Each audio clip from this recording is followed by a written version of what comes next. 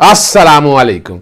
मोहम्मद अज़हर सिद्दीक अपने programme mess views के साथ हाजिर खिदमत है। मैंने आपको कह दिया था कि इस हफ्ते फवाद चौधरी की ज़मानत हो जाएगी और वो ज़मानत मेरिट पे है, कोई एहसान नहीं किया।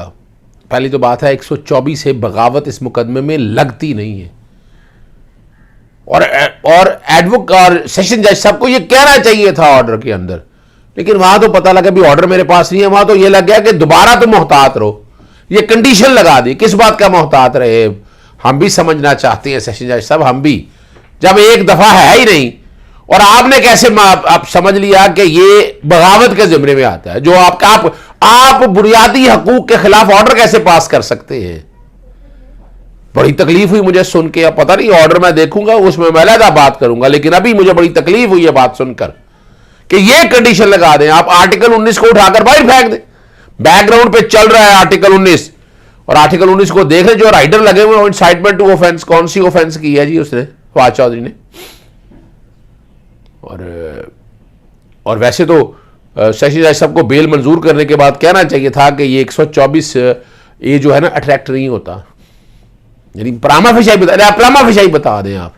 एक जज का यही तो काम है, इंसाफ देना, इंसाफ राहम करना। जो इतने दिन वो कैद रहा उसका हिसाब कौन देगा? ये देखने वाली बात है ना फवाद चौधरी की। जो ठीक है, जो दफात बनती है 506 बनती है, इत्तफाक है इस बात से, लेकिन आप किसी को जमान को कर्टेल कर दे, क्या आर्टिकल 19 को रिस्ट्रिक्ट किया जा सकता है? ये वो सवाल है जिस पर जवाब चाहिए, किसी वक्त जवाब देना है। बहरहाल पूरी कौम को मुबारक हो, फवाद चौधरी साहब की ज़मानत होगी। पहले ताले लग गए, सारा अमला गायब था। जब सोशल मीडिया पे शोर पड़ा, शोर डला, बाद में पता नहीं रोककर जारी हो गई है। और जिस वक्त ये प्रोग्राम देख रहे होंगे आप, फवाद चौधरी यकीनन घर पहुंच चुके होंगे वहाँ से, इस्लामाबाद में, वहाँ से निकल के। और बड़ी मेहनत की इसमें डॉक्टर बाबर रहमान साहब ने, फैसल चौधरी ने जो भाई हैं फैसल फरीद, उनकी फैमिली ने, हमारी भाभी ने, हर एक ने, देखिए हर एक का अपना एक रोल रहा है। फिर हमने यहाँ कोशिश की लाहौर हाई कोर्ट में, और हमारी पूरी कोशिश रही कि हम किसी ना किसी तरीके से वो सारे मामले को देखें। और सारी चीज़ें अब आपके उनके सामने आ चुकी हुई हैं। तौहीन अदालत की दरख्वास्त जो है ना अब समाअत के लिए, आज बहरहाल ऑर्डर निकल आया था। अर्जेंट फार्म नहीं लगा, हो सकता सुबह लग जाए, ये देखना है हमें। आगे आप ले चलते, शायद काकान अब्बासी का जो है ना जी, नूली का उधर छोड़ दिया। ज़ुबैर ने भी कन्फर्मेशन दे दी है, लेकिन मैं ये जानता हूँ ज़ाती तौर पर भी कि शायद काकान अब्बासी पार्टी पॉलिसी से नाला थे, यानी ये जो कुछ भी हो रहा ऑपरेशन रजीम के हिस्से से वो इससे इत्तफाक नहीं करते हैं। और लेकिन ये मैं बता दूं आपको, ये पार्टी छोड़ के जाने वाली बात कोई नहीं। ये आगे कल 2-3 बड़े होते, यानी जैसे मिफ्ता इस्माइल साइड पे गया, ये सारे साइड पे वो आएगा जी, नवाज शरीफ लार्जर इंटरेस्ट में सबको इकट्ठा कर लिया और हम इकट्ठे होकर कौम की खिदमत करेंगे। ये इस तरह का ड्रामेबाजी होती रही है। और यहाँ मैं शायद काकान अब्बासी ने जो कहा नईम भट्ट के साथ गुफ्तगू करते हुए, वो ज़रा सुन लीजिएगा। वो काफ़ी सवालों का जवाब दे दिया है।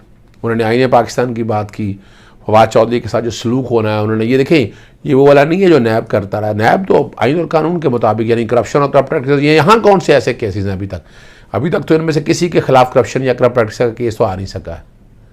मजीद कहना था कि हुकूमत की जानिब से इलेक्शन में ताखीर के लिए कोई हरबा इस्तेमाल किया ही नहीं जा सकता। पार्टी से कोई नाराजगी नहीं, वजीर आजम जो जिम्मेदारी देते हैं पूरा करने की कोशिश करता हूं। नवाज शरीफ जब याद करते हैं हाजिर होता हूं। डेट देंगे, बिल्कुल देंगे, क्यों नहीं देंगे? उनकी आईनी जिम्मेदारी है डेट देना। और उस डेट पे इलेक्शन भी हो जाएगा जी। अच्छा, कोई ऐसा प्लान नहीं है कि इलेक्शन को आगे आप ले प्लान कर नहीं सकते, ये हुकूमत के इख्तियार में नहीं है, न किसी और शख्स के इख्तियार में है। इलेक्शन कराना तमाम तर जिम्मेदारी इलेक्शन कमीशन की होती है। हुकूमत की जानिब से कोई डिलेइंग टैक्टिक्स नहीं होंगी, डिले होती ही नहीं है, हो सकते ही नहीं है। आपका कोई अमल दखल इस काम में नहीं है इलेक्शन के अंदर। ये सिर्फ आपका मौकफ है या हुकूमत का है या मुस्लिम लीग नून नहीं, का? ना मेरा है ना हुकूमत का है, ये आइन का मौकफ है।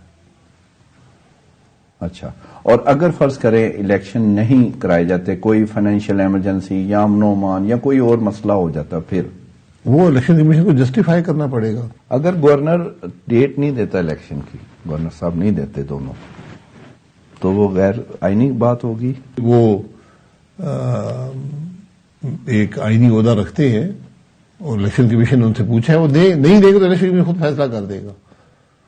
उसमें कोई ऐसी बात नहीं है। मेरी राय यह है कि ईद के बाद इलेक्शन करा दे तो बेहतर होगा। रमजान शरीफ में ईद के दौरान ये इलेक्शन जरा मुनासिब बात नहीं है। फवाद चौधरी साहब को कपड़ा मुंह पे चढ़ा के दहशतगर्दों की तरह अदालत लाया जाता है। बिल्कुल गलत बात है, बिल्कुल गलत बात है। किसी को हक नहीं है ये सलूक करने का। और फर्क होना चाहिए मुस्लिम लीग नून और दूसरी जमातों में। हमने 15 किलो हीरोइन नहीं डाली किसी पर, हमने झूठे मुकदमे नहीं बनाए। ये मुकदमे बने हैं, उसकी क्या वजूहत है वो वक्त आपको बता देगा। लेकिन ये बात सियासतदानों को इस तरह ट्रीट करना, ये इंसानी हकूक के भी खिलाफ है और ये एक बेइज्जती करने वाली बात है। ये बात बिल्कुल गलत है। हथकड़ियां लगाना, ये कपड़े डालना, ये माजी की बातें हैं। जरा ठीक है ना जी। तो ये है वो सारी बात। आगे हम बताते चले सुप्रीम कोर्ट ने नैब तरामीम की वजह से होने वाले नैब केसेस का रिकॉर्ड जो है वो तलब कर लिया है। नैब तरामीम कोई पूरी बुरी बात नहीं, बल्कि केस मुंतकिल हो रहे हैं। नैब तरामीम सुप्रीम कोर्ट में चैलेंज है, अभी अदालत ने फैसला करना है, लेकिन वो रिकॉर्ड सारा जो है ना अदालत ने मंगवा लिया। एक और अहम इशू है जिसमें मैंने ज़रूर गुफ्तगू करनी है, वो पेट्रोलियम मसनूआत में कीमतों में इजाफे के खिलाफ। ये सिंध हाई कोर्ट में, मैं आज सिंध हाई कोर्ट में था, अभी अब लाहौर में वापस पहुँच चुका हूँ। सुप्रीम कोर्ट का फैसला तलब कर लिया तयन के हवाले से, और वो एक हफ्ते के लिए मुलतवी कर दी है। सेक्रेटरी खजाना, पेट्रोलियम, ओगरा और ये वजारत खजाना गुज़श्ता रोज़ और डीजल की तो 35 रुपये इजाफा कर दिया। लाइट डीजल और मिट्टी के तेल के अंदर 18 रुपये इजाफा किया गया। हुकूमत की जानब से अवाम पर बोझ डालने का नोटिस दिया जाए। पाकिस्तान अवाम पहले ही महंगाई के बोझ से दब चुकी हुई है। 200 सूबों की असम्बलियाँ तहरीर कर दी गई, जाके कौमी असम्बली 33 ही नहीं, अब तो तकरीबन 133 के करीब चले गए मेम्बरान जिनके इस्तीफे मंजूर हो चुके हुए हैं। अगर IMF के एजेंडे को पूरा करते हुए मुल्क की तारीखें पेट्रोलियम मसनूआत कीमतों में इजाफा किया गया। मंजूरी पार्लियामेंट से लेने की हदायत की जाए। ये हो नहीं सकता, पार्लियामेंट का ताल्लुक नहीं है इस बात से। ये एक लकूना है ओगरा का काम मुकर्रर करने का, लेकिन जिस तरह ये हुकूमत कर रही है ये उसका कोई कंसर्न नहीं है। और पेट्रोलियम की कीमतें पुरानी जो है ना वो बहाल करने का हुक्म दिया। लाहौर हाई कोर्ट में एक बहुत अहम केस है जिसे मैं आपसे गुफ्तगू करता रहता हूँ, वो है माहौल को कंट्रोल करने के हवाले से। इसमें जस्टिस शाहिद करीम साहब ने बहुत ज़बरदस्त ऑर्डर्स पास किए हैं और कोशिश की है कि वो सारी चीज़ें आप लोगों के सामने रख सके, जिससे वो कुछ चीज़ें बड़ी वजाहत के साथ सामने आ जाए। और उसके लिए देखिए जिस तरह एनवायरनमेंट मुतासर हो रही है, जिस तरह यहाँ पैरालिसिस प्लांट हैं जो टायर से वो ऑयल निकालती हैं और उसमें से कार्बन आती है और कार्बन भट्टियों में इस्तेमाल होती है। उनको अंदाज़ा नहीं है इसका नुकसान कितना है जो भट्टियाँ चला रहे हैं सिर्फ चंद रुपयों की खातर। और अगर ये सब समझ है ना कोयले से चलाना है, तो कोयले से जब चलाएंगे तो फिर वो पैसों का डिफरेंस नहीं आएगा। लेकिन कोई रोक नहीं रहा, ना वफाकी हुकूमत ना बल्कि सिंध के अंदर ये चल रही हैं। और इसको रोकना तो है किसी ना किसी को, आप या मुझे किसी ना किसी को रोकना है। तो रेस्टोरेंट जो है वो रात 11 बजे तक खोलने के, पहले 10 बजे तक का टाइम था। होम डिलीवरी जो है रात 12:30 तक दी जाएगी। और ट्रैफिक को सड़कों पर मालूमात के लिए टेलीफोन नंबर से हदायत की गई है। और इस केस में हम कोशिश, ये मफादी आमा का केस है, गवर्नमेंट की तरफ से भी या हर तरफ से हम कोशिश करते रहते हैं कि ये चीज़ें सारी हम लेकर चलें। और एक ख़बर देता चलूँ, मैं तफसीली बात बाद में करूँगा। शेख रशीद साहब ने वकील अंगेज कर लिया मुझे, और उनकी तरफ से निगरान सेटअप को चैलेंज किया जा रहा है। पूरे सिस्टम को टोटल के कहाँ कहाँ किस तरह से निगरान ये लोग लगाए गए हैं, सियासी तौर पर तकर्रियाँ की गई हैं। और आपको पता है इस बारे में मुख्तलिफ रिटें जो है ना वो चल रही हैं कि जिसमें ट्रांसफ़र, पोस्टिंग, ये सारे का सारा निज़ाम जो है ना वो छिड़ा हुआ है। और देखे ना यानी चुन चुन के वो लोग लगाए जा रहे हैं जो पाकिस्तान तहरीक इंसाफ या इनके, शेख रशीद साहब को पता है पाकिस्तान अवामी तहरीक के सदर हैं, और इमरान खान साहब खुल के खड़े हैं उनके खिलाफ। जिस तरह ये यानी थाने वाले आपारा थाने वाले बुला रहे हैं बार बार, वो बयान दिया है, वो बयान ठीक दिया, बयान गया।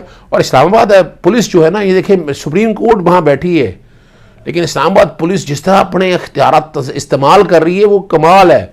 कोई पूछने वाला नहीं है। लेकिन इस्लामाबाद पुलिस को इस तरह के इख्तियारात क्या इस्तेमाल करने की इजाज़त दी जानी चाहिए, और वो भी इस्लामाबाद के अंदर बैठे हो रहा है ये सारा कुछ। जिसको दिल चाहा जिसको बुला लिया, जिसको दिल चाहा, यानी क्या हो क्या रहा है इस मुल्क के अंदर, किस बुनियाद पे, कौन सी दफा का पर्चा बनता है, और जिसको दिल चाहे जब मिलाना शुरू कर दें आप। ये तो आर्टिकल 9 की, आर्टिकल 14 की खिलाफ वर्जी है।